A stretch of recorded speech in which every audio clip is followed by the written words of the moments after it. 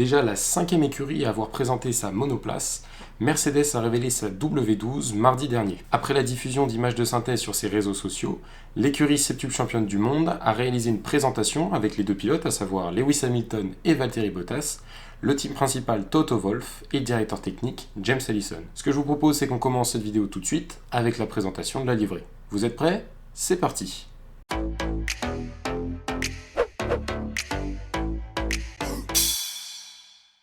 Cette année, Mercedes AMG Petronas Formula One Team, qui est le nom complet de l'écurie, a choisi de renforcer la présence de la division sport de Mercedes-Benz sur sa voiture. AMG, qui est l'acronyme des ingénieurs Aufrecht et Melker et de la ville allemande de Groß-Aschbach, est de plus en plus visible sur la voiture. On a donc une disparition du dégradé d'étoiles qu'on avait vu l'année dernière, remplacé par la superposition du logo AMG sur le capot moteur. Certains trouvent ça un peu bourrin, d'autres aiment bien, c'est une question de goût, mais on a toujours la présence de l'étoile rouge en mémoire du pilote autrichien Niki Lauda au niveau du réservoir. Cette année, la monoplace est encore noire, en lien avec la lutte contre le racisme et la promotion de la diversité par le pilote Lewis Hamilton et l'écurie Mercedes. Le groupe de pétrochimie britannique arrivé l'année dernière dans l'écurie, Ineos, reprolonge son contrat cette année.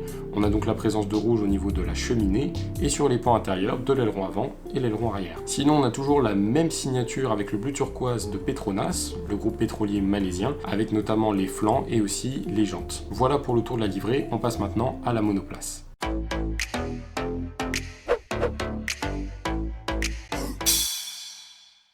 Autant Red Bull s'est efforcé de cacher le plus possible les zones un peu touchy de sa monoplace en assombrissant les photos ou en mettant en piste la voiture de 2020, autant Mercedes a préféré tout simplement ne pas présenter les appendices aérodynamiques à l'arrière de la monoplace, puisque rappelons-le, c'est dans cette zone que vont se jouer essentiellement les compétitions entre équipes pour essayer de récupérer l'appui perdu par la découpe du fond plat cette saison. Le directeur technique l'a affirmé très clairement en disant « Nous n'avons pas à le montrer » en parlant du fond plat. Sinon, le nez et l'aileron avant de la monoplace n'ont pas l'air d'avoir changé par rapport à l'année dernière. C'est une philosophie qui a l'air de fonctionner chez Mercedes, tellement que Racing Point et McLaren cette année ont décidé de suivre le même chemin. Le détail le plus significatif semble être la bosse qui apparaît sur le capot moteur. En effet, on a l'impression que Mercedes a essayé de réaménager l'emplacement de son moteur et de sa boîte de vitesse, ce qui résulte en une version plus sculptée du capot moteur. Cette bosse assez proéminente a sûrement des propriétés aérodynamiques en redirigeant le flux d'air vers l'arrière de la monoplace, surtout au niveau du diffuseur. Alors que la boîte de vitesse reste inchangée pour cette année, Mercedes a revu la copie de fond en comble de son groupe propulseur, à savoir le M12. D'après les déclarations, le changement se situe au niveau du système de récupération d'énergie, Energy Recovery System, appelé aussi ERS, sûrement des gains à apporter, sachant qu'il va falloir mettre un point très important sur la fiabilité, puisque à l'heure où je tourne cette vidéo, le calendrier de cette année est prévu de 23 Grands Prix, soit la saison la plus longue de l'histoire de la Formule 1. On peut maintenant passer au duo de pilotes.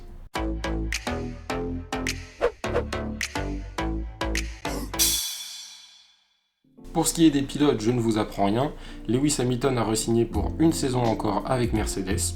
Ses objectifs principaux vont être premièrement d'aller décrocher la 8e couronne mondiale et deuxièmement de promouvoir l'inclusion et de continuer à lutter contre le racisme, notamment avec la création cette année d'une association caritative en lien directement entre Mercedes et Lewis Hamilton.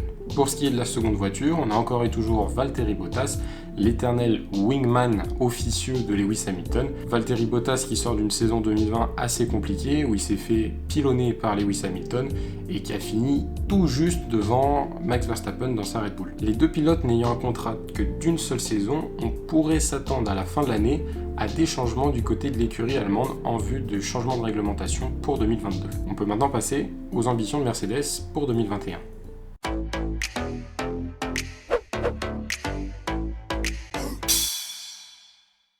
Les ambitions pour Mercedes cette année, c'est pas compliqué, rester au sommet. La F1 reste une vitrine pour les constructeurs automobiles comme Mercedes, c'est donc en toute logique que l'écurie allemande va tout faire pour rafler la mise cette année encore. Après les déclarations du team principal Toto Wolff, on a rapidement compris que l'écurie n'allait pas s'éterniser sur le développement de sa W12 et qu'elle allait rapidement mettre toutes ses ressources en œuvre pour préparer la saison 2022 qui va être un changement radical de perspective pour la discipline automobile. Et bien c'est déjà la fin de cette vidéo sur la présentation de la Mercedes. J'espère que ça vous a plu. Si c'est le cas, n'hésitez pas à liker, vous abonner si c'est pas fait. Et puis moi je vous dis à très bientôt pour la présentation de l'Alpine. Allez, ciao!